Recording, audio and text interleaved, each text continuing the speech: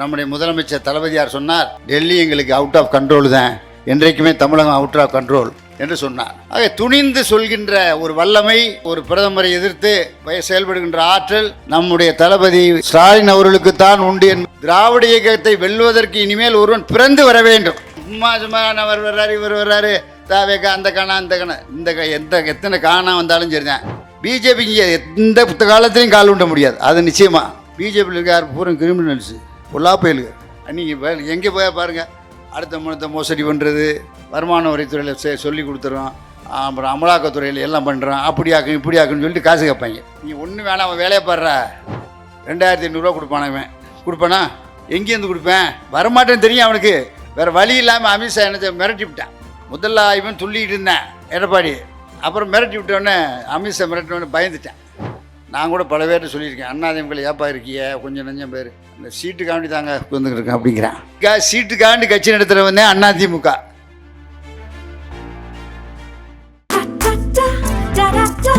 Taste the Milky Mist ice cream. Milky Mist ice creams.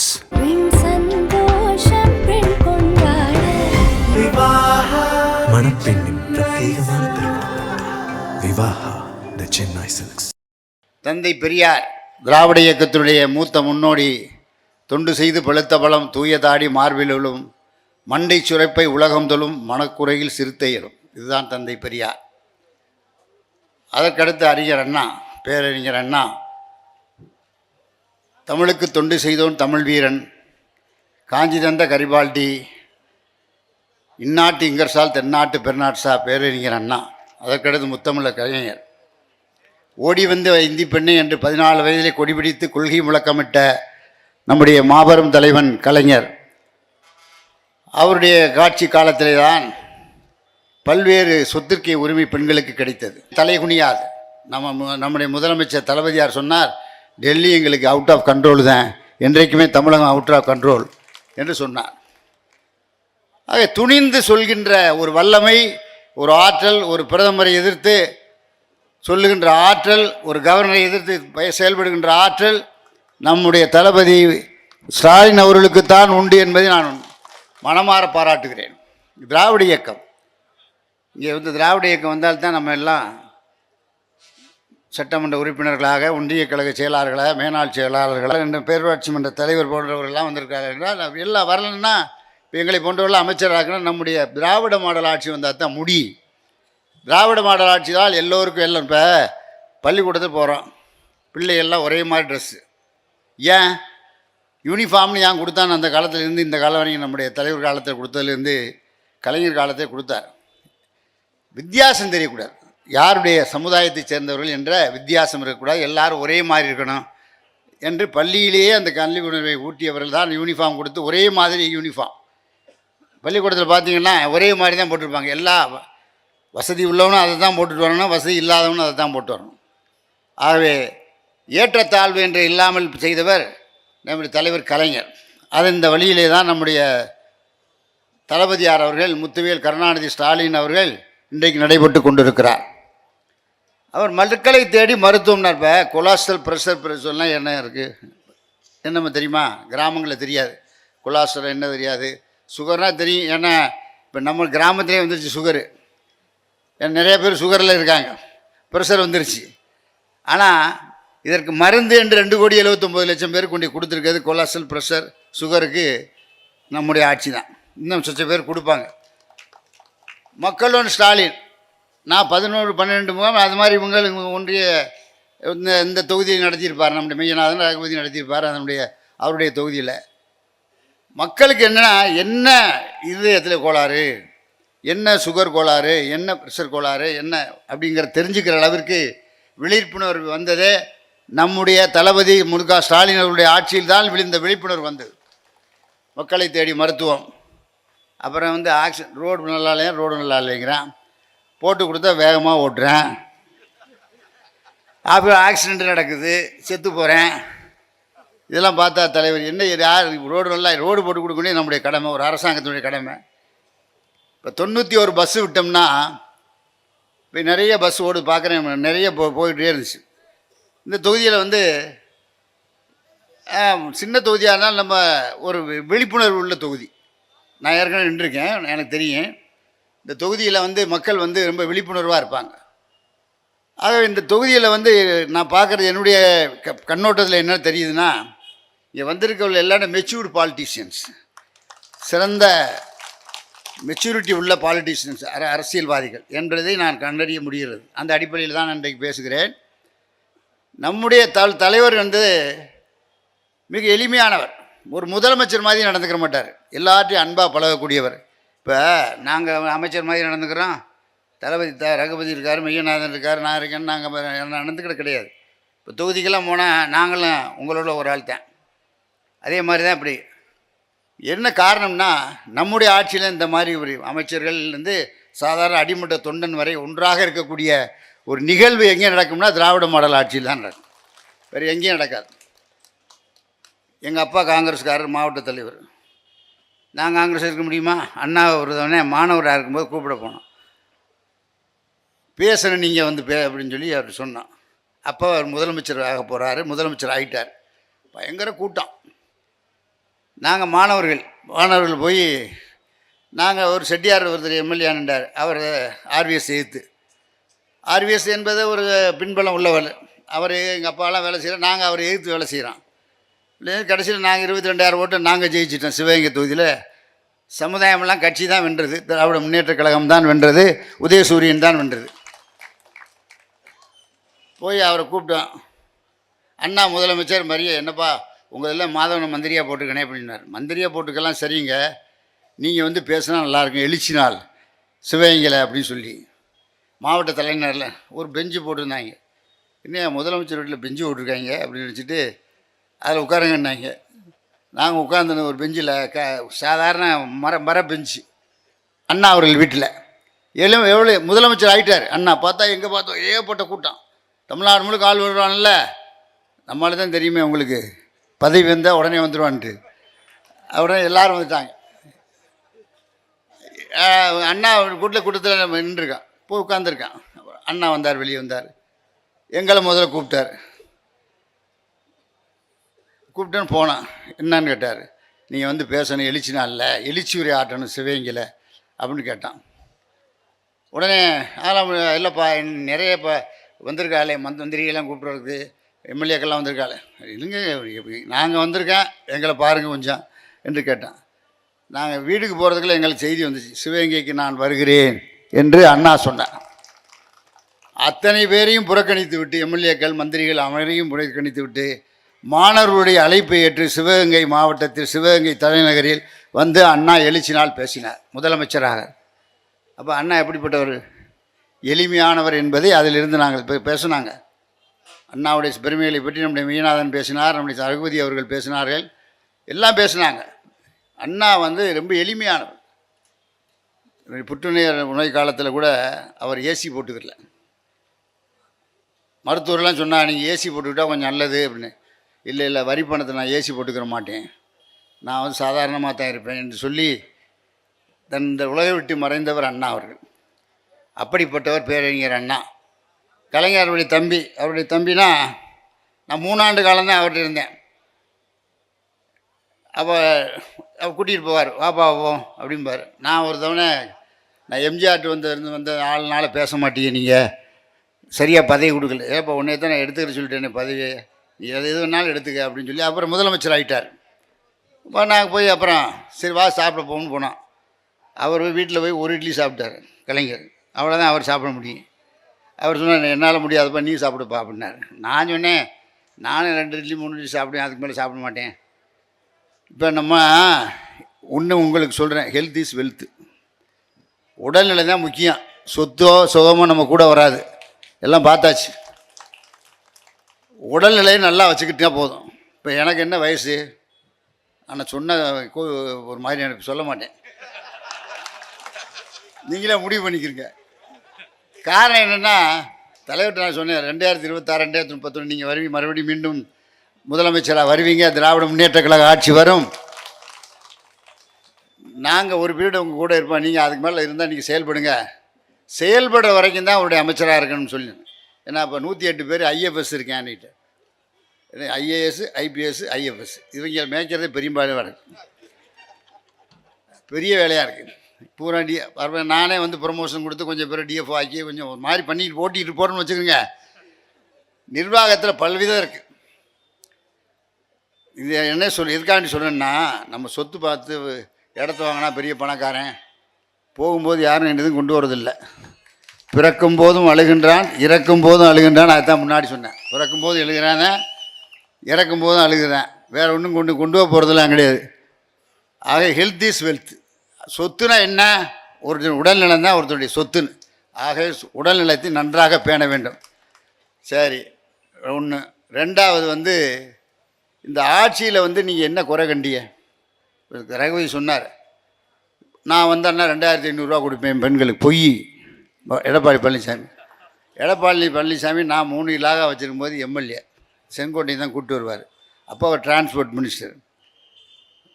அப்போ கூப்பிட்டு வந்து என்னப்பா இப்போ தானே இப்போ வேலை கொடுத்தேன் 2 கோடி ரூபாய்க்கு, அப்புறம் என்ன?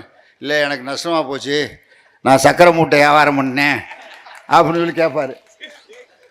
சரியா போய் சரி சொல்லக்கூடாது, இருந்தாலும் ஒரு மனிதனுடைய கஷ்டத்தை நினச்சி வாங்கிட்டு போயா தொலைஞ்சு போயான்னு சொல்லிட்டு அப்புறம் கொடுப்போம்.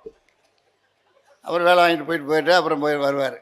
இப்போ அவர் வந்து அமித்ஷாவுடைய கட்சியை நடத்துகிறார். அவர் வந்து அதிமுக பொதுச் செயலாளர். அவர்கிட்ட போய் இந்த தினகரன்லாம் இங்கே தஞ்சாவூர், திருவாரூர், நாகப்பட்டினம், மயிலாடுதுறை, திண்டுக்கல், தேனி, இதெல்லாம் யார் கல்லர் பெருமக்கள் நிறைய வாழ்கிறாங்க. நான் வந்து ஒரு 65 கம்மாய்க்கு நான் பொதுப்பணித்துறை அமைச்சராக இருக்கும்போது ஒரு ஜிஓ போட்டேன், தண்ணி பாயணும்னு சொல்லி நம்முடைய சிவகங்கை மாவட்டத்தில். அது இன்றைக்கும் பாயுது. அதனால் அங்கே ஜாதியெல்லாம் ஒன்றும் பண்ண முடியாது. எல்லாரும் கட்சி தான் பார்ப்பாங்க. அந்தளவுக்கு திமுக வலிமையாக இருக்குது. இப்போ வந்து திமுகவை அடிக்கிறது எத்தனையோ ஆண்டுகள் ஆனாலும் திமுக அடிக்க முடியாது. அது நான் பார்த்துட்டேன். தமிழகத்தில் வந்து திராவிட ஆட்சி தான் நடக்கும். திராவிட மாடல் ஆட்சி, திராவிட ஆட்சி தான் நடக்கும். திமுக ஆட்சி தான் நடக்கும். தலைவர் ஸ்டாலின், அதுக்கு அடுத்தவர் சின்னவர், இளையவர். சின்னவர்னால் அது வேறு மாதிரி. அதனால் இளம் தலைவர்னால் நாங்கள்லாம் சொல்கிறது அவரை. ஏன்னா அவர் நல்ல பேச்சாளர். நல்ல நேற்று கூட நான் கேட்டேன், விருதுநகரில் அருமையான பேசினார். அப்படிப்பட்ட ஒரு நல்ல சிறந்த பேச்சாளர் தான் திராவிட இயக்கத்தில். சும்மா வந்து சினிமாவில் நடிக்கிறது. எம்ஜிஆர் வந்து 30 வருஷம் திமுகவில் இருந்தவருப்பா. அதனால தான் அவர் வண்டி ஓடிச்சு. நான் ஒரு தவணை கோபமாக கலைஞர்கிட்ட, நீங்கள் எம்ஜிஆர் ஆளுன்னு நினைப்பியா? நீ எத்தனை வருஷம் இருந்த? 72, 15, 87, 15 வருஷம் இருந்தேன் எம்ஜிஆர்கிட்ட. சரி, நான் எத்தனை வருஷம் இருந்தேன் தெரியுமா? 30 வருஷம். நான் கதை யோசனை எழுதுவேன், அவன் நடிப்பான். நீ என்ன, நீ சீனியரா நான் சீனியரா அப்படின்னு கேட்டார். நீங்கள் தாங்க சீனியர், ஒத்துக்கிறேங்க அப்படின்னு போயிட்டேன். கலைஞர்கிட்ட வந்து வாதிட்டு வெல்லவே முடியாது. நான் நேரடியாக வாதிடம் பண்ணியிருக்கேன், ஆனால் வந்து வாதிட்டு வெல்லவே முடியாது. அவர் உண்மையே சொல்லுவார். அப்போ ரைட்டு தாங்க, நீங்கள் தாங்க. அவன் என்ன கேட்டதாப்பா, நான் இல்லாட்டி அவன் வந்துட்டு போகிறேன், இருந்துட்டு போகிறானப்பா, யாருன்னா உள்ளது என்னப்பா, திராவிட ஆட்சி தான் நடக்குது. அவன் என்ன பெரியாரை சொல்கிறேன், அண்ணாவை சொல்கிறேன், விடு அப்படின்னார். ஆட்சியை பற்றி கவலைப்படாத ஒரே தலைவர் கலைஞர் தான். போனால் போயிட்டு போதப்பா, என்னப்பா இப்போ என்ன வந்தால் வருது, முதலமைச்சராக இருக்கிறான். எத்தனையோ தலைவர்களை உருவாக்கியிருக்கார், அதை நம்ம மறுக்க முடியாது. தலைவர் கலைஞர் ஜனாதிபதி உருவாக்கியிருக்கார், பல விதமான தலைவர்களை உருவாக்கியிருக்கார். அவருடைய திட்டங்களை நீங்கள் பார்த்தீங்கன்னா கல்வி, மருத்துவம், அதுதான் நம்ம தலைவர் சொல்கிறார். ஸ்டாலின் என்ன சொல்கிறாருன்னா, கல்வியும் மருத்துவமும் 2 கண்கள் என்று சொல்லுகிறார். இப்போ எங்கே பார்த்தாலும் ரோடு, எங்கே பார்த்தாலும் பாலம். இப்போ இங்கே ஒரு பெரிய சிவன் சிலை இருக்கோ, அது போட்டிருக்கு. இப்போ போட்டிருக்க மிகப்பெரிய சிவன் சிலை இருக்கக்கூடிய பகுதி தான் இந்த கீரமங்கலம். கீரமங்கலத்தை பற்றி சொல்லுகிற போது பெரிய சிலை இருக்குன்னு சொல்லியிருக்கா. மிகப்பெரிய குதிரை சிலை கூடிய ஐயனார் கோயில் உள்ளதா உள்ள குளமங்கலத்தில், அதுவும் ஒன்று இருக்குதுன்னு சொல்கிறா. அப்புறம் சொன்னார் 4000 கோயில். ஏப்பா இந்துக்கள் விரோதின்னு யார்? நாங்கள்லாம் இப்போ என்ன இங்கே எல்லாம் வந்திருக்கீங்கள? இப்போ மதசார்பற்ற இயக்கம்னா மாமா மச்சான்னு கூப்பிடுறாங்க இஸ்லாமியர்கள். இப்போ என் தொகுதியில் 48,000 பேர் இருக்காங்க, 61,000 பேர் யாதவர் இருக்காங்க, 82,000 பேர் முக்குளத்தூர் இருக்காங்க, 76,000 பேர் தேவர் திருமகனார் பிறந்தது எங்கள் ஊரில் தான். என்னமா சண்டை வருது, 5 வருஷம் வந்ததுருக்கா சமுதாய சண்டை. காரணம் என்னன்னு கேட்டால், ஒரு பைபாஸ் கேட்டேன், 31 கோடி போட்டு கொடுத்தா தலைவர். பிரச்சனை இல்லாமல் போச்சு. ஒரு பிரச்சனையும் கிடையாது. ராமநாதபுரம் மாவட்டத்தில் அடிக்கடி வரும் பிரச்சனை, ஒரு பிரச்சனையும் கிடையாது போச்சு. நான் வந்த பொருட்டு இப்போ 2வது எலெக்ஷன் நிற்கிறோம்னா முதல்ல ஒரு சமுதாயத்துலலாம் பார்க்கல. அவங்க ஓபிஎஸ் வந்து நிற்க வந்து என்கிட்ட வந்து அவர் மகன் வந்து சின்ன வந்து நடுவில் வந்து கேட்டேன், 2வது பையன், என்னப்பா செஞ்சீங்க நீங்கள் அந்த சமுதாயத்துக்கு வந்து ஓட்டு கேட்க வரீங்க? உங்கள் ஊர் இங்கே தேனி இருக்குது, அங்கே போய் நில்லுங்க, இங்கேயும் வரீங்க. நாங்கள் நிம்மதியாக வாழ்ந்துக்கிட்டு இருக்கோம், சமுதாய ஒற்றுமையாக எல்லோரும் ஒன்றாங்கிற அடிப்படையில் நாங்கள் வாழ்ந்துக்கிட்டு இருக்கோம், நீங்கள் ஏன் வந்து கேட்குறீங்க அப்படின்னு கேட்டு. இல்லை அப்பா, நாங்கள் போட மாட்டோம். 1,06,000 ஓட்டில் ஜெயித்த முஸ்லீம் கேண்டிடேட், அவர் இஸ்லாமியர், அவருடைய கட்சி வேறு, அவர் ஏணி சின்னத்தில் நின்றார். இன்றைக்கி 1,72,000 ஓட்டில் அவர் ஜெயிச்சிருக்கார். காரணம் என்னன்னு கேட்டால் அதிமுக டெபாசிட் போச்சு. காரணம் என்ன, நான் எல்லோரும் போயிட்டோம்ல, அப்புறம் யார் இருக்கிறது இருக்கு அங்கே அந்த மாவட்டத்தில் கிடையாது, போச்சு. திமுக என்பது வந்து கொட்டுகின்ற மலையில் ராபின்சன் பூங்காவில் அண்ணா ஆரம்பித்த இயக்கம். மிட்டாபராசுகள், பட்டாக்காரர்கள், பெருந்தனக்காரர்கள், ஆலயதிபர்கள், தொழிலதிபர்கள் இவர்களை எதிர்த்து தான் அண்ணா அவர்கள் இந்த இயக்கத்தை தொடங்கினார். அதில் தான் இந்த இயக்கம் வந்து சிறுக சிறுக சிறுவெள்ளம் பெருதுளி, பெருதுளி சிறுதுளி பெருவெள்ளம் சொன்ன மாதிரி வளர்ந்து வந்த இயக்கமாக திராவிட முன்னேற்றக் கழகம் வந்ததை தவிர வேற ஒன்றும் கிடையாது. இப்போ அனைவரும் திராவிட முன்னேற்றக் கழகத்தில் இருந்தவர்கள் இல்லை. இப்போ காங்கிரஸில் ஒரு காலத்து 67 வரைக்கும் காங்கிரஸ் இருந்துச்சு, இப்போ வர முடியுதா சொன்னால் அப்புறம் கோச்சிக்கிறா, கூட்டணியில் இருக்கா, ஒருத்தர் 2 பேர் இருந்துக்கிட்டு உயிரை வாங்கிட்டு இருப்பாங்க. இருந்துட்டு போகிறா, இருந்துட்டு நம்ம வேணாம்னு சொல்லலை, அது தலைவர் இஷ்டம், கூட்டணி அவர் வச்சுக்கிறது. நேற்று கூட நான் செல்வ பிறந்தையும் ஒரு கல்யாணத்தில் மெட்ராஸில் அட்டன் பண்ணி தான் வந்து, என்ன செய்யுது, கூட்டணி வர்றாரு, இன்னும் ஃபோட்டோ போஸ்ட் கொடுக்குறோம், நினைக்கிறேன், அது வேறு விஷயம். ஆனால் திராவிட இயக்கத்தை வெல்வதற்கு இனிமேல் ஒருவன் பிறந்து வர வேண்டும். யார் சும்மா சும்மா அவர் வர்றாரு, இவர் வர்றாரு, தாவேக்கா, அந்த காணா அந்த காணா, எத்தனை காணா வந்தாலும் சரிதான். பூரா நடிகர்கள் எம்ஜிஆர் ஜெயலலிதா காட்டலுமா, அவர் என்ன ஜாதி? ஜாதி கிடையாதுப்பா, நாமெல்லாம் இருக்கலாம், ஆனால் வந்து ஒன்றாக இருக்கிறோமே தவிர ஜாதி என்பது தேர்தலில் வெற்றி பெறாது. இங்கே இருக்கவே அனைவரும் பல்வேறு சமுதாயத்தை சேர்ந்தவர்கள் தான், நான் வேணாம்னு சொல்லலை, இருங்க. ஆனால் இது தேர்தல் வென்று வரும்போது திராவிட இயக்கத்தை ஆதரிங்க. ஏன்னா திராவிடனாக இருக்க கற்றுக்கிறோம். திராவிடன் இருந்தால் தான் நம்ம எதுக்க முடியும் எல்லாரையும். அமைச்சர்கள் வரப்போ இங்கே ஒரு கவர்னர் இருக்கார் ரவிங்கிறவர், அவர் பெரிய வருமா ஜனாதனாதன்னு பேசுவார். என்னையா சனாதனா, நாங்கள் இது விரோதமா, எதிர்கட்சிகளுக்கு விரோதமா, இல்லை ஆளுங்கட்சிக்கு விரோதமா, அதெல்லாம் கிடையாது. எங்கள் மத்திய அரசோடு ஒத்து போகணும் தான், அதுவும் இது பேர். ஆனால் மத்திய அரசு ஒத்து போகிறது இல்லையே. இப்போ வேளாண் பட்ஜெட் போட்டாங்களே, ஏதாவது நம்ம தமிழ்நாட்டுக்கு ஏதாவது ஒரு ஸ்கீமாவது வந்துச்சா? இப்போ மெட்ரோ ரயிலில் 97 லட்சம் பேர் போகிறேன், எவ்வளோ கார் வண்டி எவ்வளோ கார் போகணும்? மெட்ராஸில் சாதாரண போக முடியுதா? இப்போ பழைய மாதிரி கிடையாது. இப்போ நாங்கள் படிக்கிறதில் எங்கேயாவது ஒரு அம்பாசிடர் போவோம், லா காலேஜில் படிக்கல. இப்போ நான் சட்டக்கல்லூரி படித்தேன். இப்போனா போகவே முடியாது. இந்தியாவில் கர்நாடகா, குஜராத்தில் கீழே தள்ளியாச்சு. முதல் மாநிலம் வந்து வரணும். 119 அதாவது 11.9% நம்ம வளர்ச்சி அடைஞ்சிருக்கோம். ஏன்? மத்திய அரசு ஒத்துழைப்பு கொடுத்தானே, கொடுக்க மாட்டாங்க. கொடுத்தா போச்சுல, ஏன்னா இங்கே கால் உண்ட முடியாதுல்ல. பிஜேபி இங்கே எந்த காலத்துலையும் கால் உண்ட முடியாது, அது நிச்சயமாக. பிஜேபியில் இருக்க யார் பூரா கிரிமினல்ஸு, பொல்லாப்பயலுங்க. பாரதிய ஜனதாவில் இருக்க பூரா கிரிமினல். நீங்கள் எங்கே போய் பாருங்கள், அடுத்த மனத்தை மோசடி பண்ணுறது, அங்கே போய் பணம் என்ன துறையை வச்சுருக்காங்க, வருமான வரித்துறையில் சொல்லி கொடுத்துறோம், அப்புறம் அமலாக்கத்துறையில் எல்லாம் பண்ணுறோம், அப்படியாக்கும் இப்படியாக்குன்னு சொல்லிட்டு காசு கேட்பாங்க.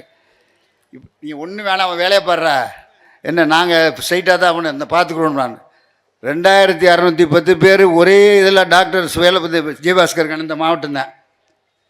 ஏன் மையத்துனருக்கு அண்ணனுக்காண்டி குறைச்சிக்கிறோம் அப்படின்னு சொல்லுவீங்க இருக்காங்க. 12 லட்சம் ரூபா கொடுத்து ஒருத்தர் டாக்டராக இப்போ எம்டி சும்மா படித்து அவர் நம்முடைய தலைவர் காலத்தில் அவர் திருநெல்வேலியில் ஏழைகளுக்கு உதவி செஞ்சுக்கிட்டு இருக்கு. ஹார்ட் ஸ்பெஷலிஸ்ட்டாக இருக்கார், எம்டி படிச்சுட்டு, அவர் ஒய்ஃபும் எம்டி படிச்சிருக்கு. இவங்களுடைய ஆட்சியை பற்றி தெரியாதா? இப்படி சொன்னால் நல்லா இருக்கு. என்ன சொன்னார்? 2500 ரூபா கொடுப்பானா? இவன் கொடுப்பானா? எங்கேருந்து கொடுப்பேன், வரமாட்டேன்னு தெரியும் அவனுக்கு. வேறு வழி இல்லாமல் அமித்ஷா என்ன மிரட்டி விட்டான். முதல்ல ஆய்வுன்னு சொல்லிக்கிட்டு இருந்தேன் எடப்பாடி. அப்புறம் மிரட்டி விட்டோடனே அமித்ஷா மிரட்டினோடனே பயந்துட்டேன். என்னடா எனக்கு இப்படி இப்படி தொல்லையாக இருக்குன்னு. இப்போ அங்கே இருக்கவன் யாருங்கன்னா அந்த தொண்டர்கள் கிடையாது, யாருமே கிடையாது. அதிமுகவில் யாருமே தொண்டர்கள் வந்து எந்த சமுதாயத்தையும் கிடையாது. இந்த சீட்டுக்கு இருக்கான் பாருங்க, கேட்குறான் பாருங்க, சீட்டுக்கு வந்து நமக்கு இந்த கிடையாதுன்னு சொல்லட்டேன், முக்கால்வாசி பேர் போயிடுவேன், கட்சி விட்டு போயிடுவேன். சீட்டுக்காண்டி கட்சி நடத்துகிறவன் தான் அதிமுக. நாங்கள் இப்போ என்ன கூட்டணி ஆட்சி வருதான். இன்றைக்கி பேப்பரில் பார்க்குறேன், நமது என்ன ஒரு பத்திரிக்கை போட்டிருக்கேன், அம்மா அண்ணா என்னமோ ஒரு பத்திரிக்கை, அதில் வந்து கூட்டணி ஆட்சி திமுக முதல்ல அதிமுக ஆட்சி வருதுன்னு சொன்னேன். இப்போ அதிமுக கூட்டணி என்டிஏ கூட்டணி ஆட்சி வருது அப்படின்னு. கூட்டணி ஆட்சி எந்த காலத்துலேயும் கலைஞர் காலத்தில் கொடுத்தாரா?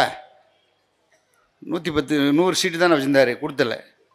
இப்போ எப்படி மெஜாரிட்டி இருக்கையில் எப்படி கொடுக்குறது? 150 சீட்டுக்கு மேலே திமுக ஜெயிக்கும், அப்புறம் எப்படி கொடுக்க முடியும்? தனிப்பட்ட முறையில் தளபதி தான் ஆட்சி அளிப்பார். நீங்கள் வேணுங்கிற காரியத்தை எந்த கட்சியும் பார்க்குறதில்ல.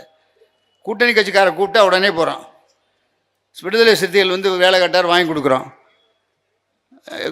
பெரம்பலூர்காரரு யார் வித்தியாசம் பார்ப்பது கிடையாது. எல்லோரும் வந்து வர்றவங்களுக்கு என்ன உதவி செய்யணுமோ அதை முடிஞ்ச மட்டும் செய்கிறான், அவ்வளோதான். பழைய காலம் மாதிரி செய்ய முடியாது, அது உண்மையை ஒத்துக்கிறேன். நான் 64,000 பேருக்கு ஈபியில் வேலை போட்டேன் சும்மா. இப்போது ஒருத்தனை கூட வேலை போட முடியலை. இப்போ நானே 3000 பேருக்கு இப்போ ஃபாரஸ்ட்டில் வேலை போட்டேன், பூரா மெரிட்டுன்ட்டார் தலைவர். நாங்கள் 97 அமைச்சராக இருக்கும்போது 30% பெண்கள் வருவாங்க. பெண்களுடைய நிலைமை சொல்லி என்ன பெண்களுக்கு என்ன பாதுகாப்பு, 70% ஆண்கள் வருவேன். இப்போ வெளியே போய் நின்றா சாயங்காலம் செக்ரட்டரியேட்டில் என்ன போயிட்டு அப்படி வெளியில் வந்து பார்த்தோம்னா 70% பெண்கள் காப்பி சாப்பிட்டுக்கிட்டு இருக்காங்க, 30% ஆம்பளை அத்துப்புனேன். பெண்கள் தான். பெண்கள் வந்து 43% இந்தியாவில் அதிகமாக வேலை பார்க்குற இடம் வந்து தமிழ்நாடு தான், மறந்துடாதீங்க. 43% பெண்கள் வேலை பார்க்கிறார். தலைவர் இப்போ என்ன பூரா திட்ட பூரா புதுமை பெண்ணிலேருந்து எல்லாம் முதல்வர் திட்டம், அப்புறம் புதுமை பெண் திட்டம், மக்களை தேடி மருத்துவம், மக்கள் ஸ்டாலின், ஏகப்பட்ட.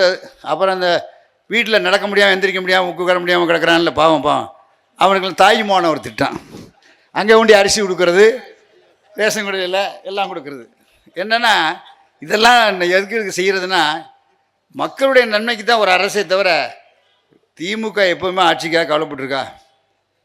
கலைஞர் காலத்துலேயும் சரி திமுக கவலைப்பட்டது கிடையாது, இப்போவும் சரி எப்போவும் சரி. ஆனால் நமக்கு ஒரு நோக்கம் இருக்குது. எல்லோரும் ஒன்றா சேர்றோம்னா பெண்கள்லேருந்து ஆண்கள் வரைக்கும் என்ன. இப்போ நம்ம பெண்கள் வந்து 50 இப்போ 1,14,000 பேருக்கு முதல்ல 1,00,000 பேர் மாவட்டத்தில் பாக்கி இருந்துச்சு. ஒரு 24,000 26,000 பேர் அது குவாலிஃபைடு வந்தாங்க, மிச்ச பேர் விசாரிக்க சொல்லியிருக்காங்க. யாரால் குவாலிஃபிகேஷன் அப்படி என்ன கார் வச்சுருக்கோன்னு கேட்குறேன். இப்போ முன்னாடி எப்படி இருந்துச்சு, 10,000 மெகாவாட் இருந்துச்சு மின்சாரம், மும்முனை மின்சாரம் கேட்டாங்க, நியாயம். 10,500 மெகாவாட் தான் நான் இருக்கும்போது ஒரு நாளைக்கு கன்சம்ஷன். நான் 5 வருஷம் இபி மினிஸ்டராக இருந்தேன். ஆனால் இப்போ வந்து 20,000 20,000 21,000 வரைக்கும் மின்சாரம் ஒரு நாளைக்கு கன்சம்ஷன் டபுள் மடங்காக போகுது.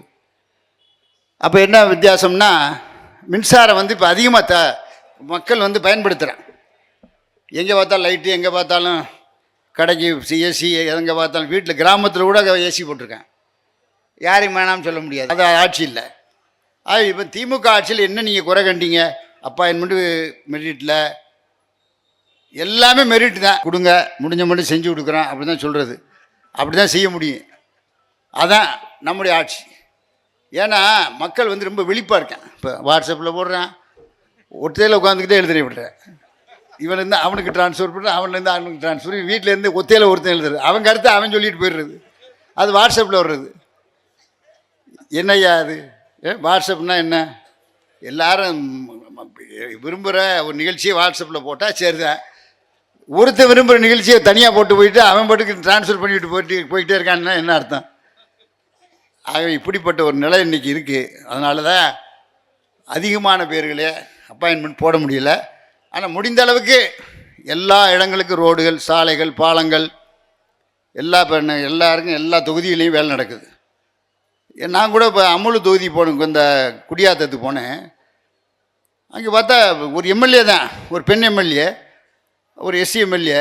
ஆனால் அவங்க வந்து எல்லா நன்மைகளும் செஞ்சுருக்காங்க அந்த தொகுதியில்.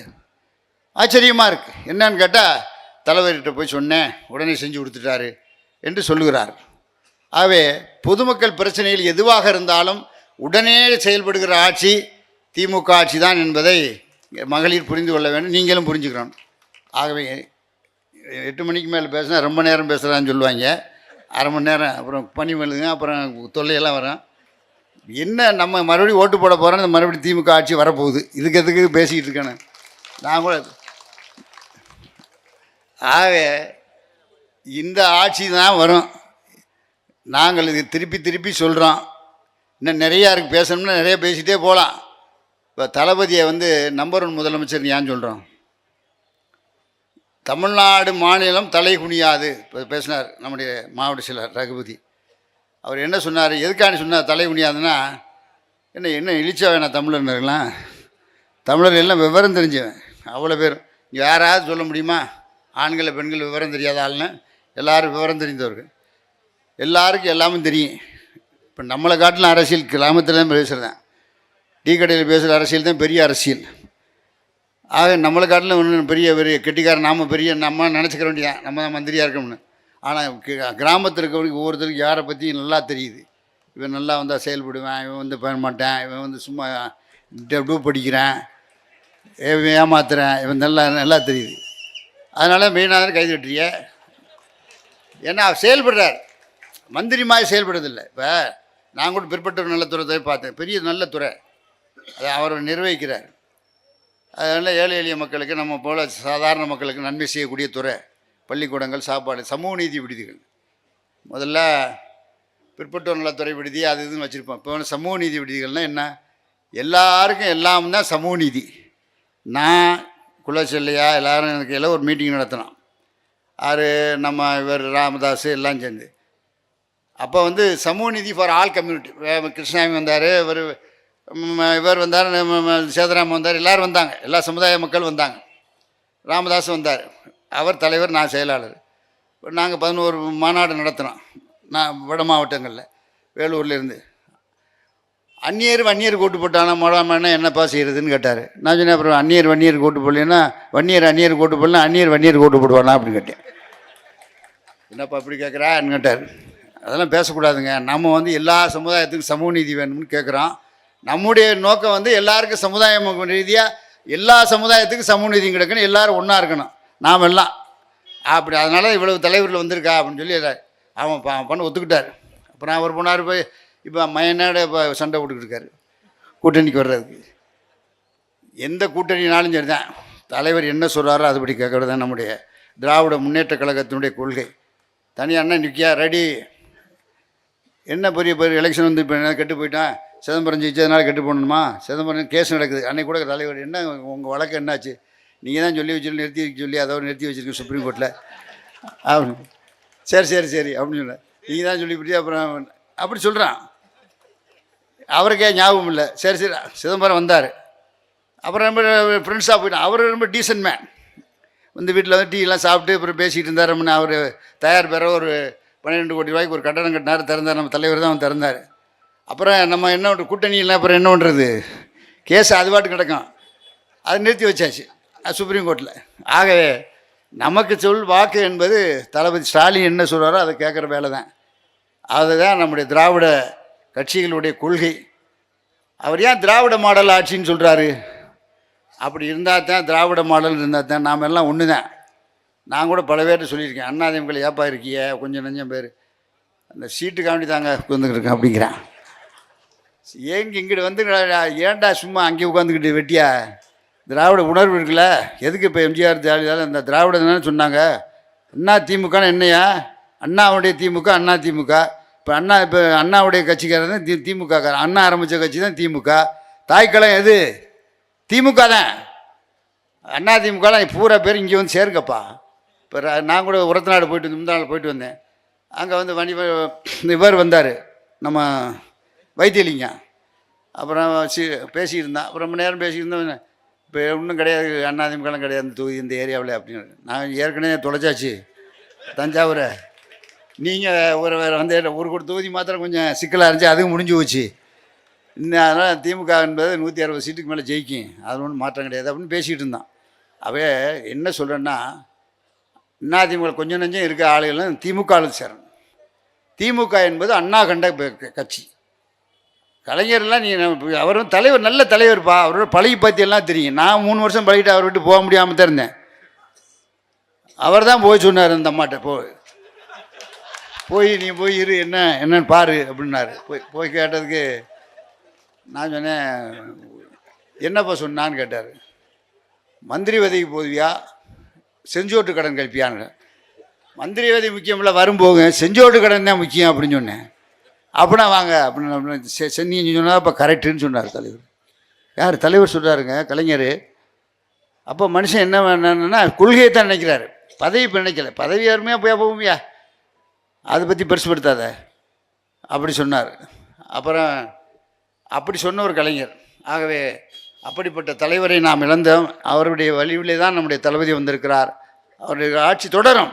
திராவிட முன்னேற்ற கழக ஆட்சி, அண்ணாவுடைய பெயர் பெரியாருடைய ஆட்சி தொடரும். அதில் மாற்றமே கிடையாது. வேறு யாரும் இங்கே பண்ண முடியாது. இந்த மத சார்பற்ற ஆட்சி. எல்லாரும் ஒன்று தான். இப்போ கிறிஸ்தவர்கள் ஒன்று தான், இந்துக்களும் ஒன்று தான், இஸ்லாமியர்கள் ஒன்று தான். நாமெல்லாம் தாயை உள்ளே மச்சனா மாமன், முஸ்லீம்லாம் என்ன மாமான்னு தான் கூப்பிடுவாங்க. இந்த மாமான்னு வேறு மாமான்னு நினச்சிடாதியே, நீங்கள் மச்சான்னு கூப்பிடுவாங்க. ஏன்னா ஏன் தொகுதியில் இருக்கிற முஸ்லீம்ஸாக அந்த மாதிரி பழக்கம். ஏன்னா அதே மாதிரி இப்போ ராமநாட்டில் முஸ்லீம்ஸ் இருக்காங்க, திருவாடனையில் இருக்காங்க, அறந்தாங்கியில் இருக்காங்க. எல்லோரும் நாமெல்லாம் ஒன்றா பழகிட்டோம். இதில் அவங்க நம்முடைய கொள்கைக்கு ஒத்து வந்தால், திராவிட இயக்க கொள்கைக்கு ஒத்து வந்தால் யார் வந்தவனும் கூட்டணி வைக்க வேண்டியது. அதில் ஒன்றும் மாற்றம் கிடையாது. கொள்கைக்கு விரோதினா அப்போ நமக்கு விரோதி தான். இப்போ ஏன் மத்திய அரசாங்கம் நம்ம அனுசரித்து போக முடியல, அவருடைய கொள்கை நமக்கு சரியா இல்லை. பிஜேபி என்பது ஒரு கட்சி அல்ல, அது ஒரு மத சார்புள்ள ஒரு இயக்கம். ஒரு மதத்தை வச்சுட்டு கட்சி நடத்துகிறேன், அது அவங்களுக்கு தான் சரி. வட இந்தியா தென்னிந்தியா என்றைக்கு பிரியுதோ அது ஆறுகண்டா அப்படி இருக்குது இப்போ நிலைமை. ஆகவே அப்படிப்பட்ட ஒரு சூழ்நிலையில் நம்முடைய திராவிட மாடல் ஆட்சியினுடைய நாயகன் நம்முடைய தளபதியார் அவர்களை ஆதரிக்க வேண்டும் என்று உங்களை எல்லாம் அன்போடு கேட்டு, எல்லோருடைய வாழ்த்துக்கள். இன்னொரு நாளைக்கு பேசுவோம், ஜாலியாக பேசிகிட்டு இருப்போம் அப்படி மாத்திரம் சொல்லி, ஏன்னா நிறையா இங்கே வந்திருந்த தாய்மார்கள் அத்தனை பேருக்கு நன்றியை சொல்லி, திராவிட மாடல் 2026 மீண்டும் தளபதி தான் வருவார், அவர் தான் ஆட்சி அமைப்பார், அவருடைய தலைமையில் தான் ஆட்சி என்பதை நினைவிலே கொள்ள வேண்டும் என்று உங்களை எல்லாம் அன்போடு கேட்டு விடைபெறுகிறேன். நன்றி, வணக்கம்.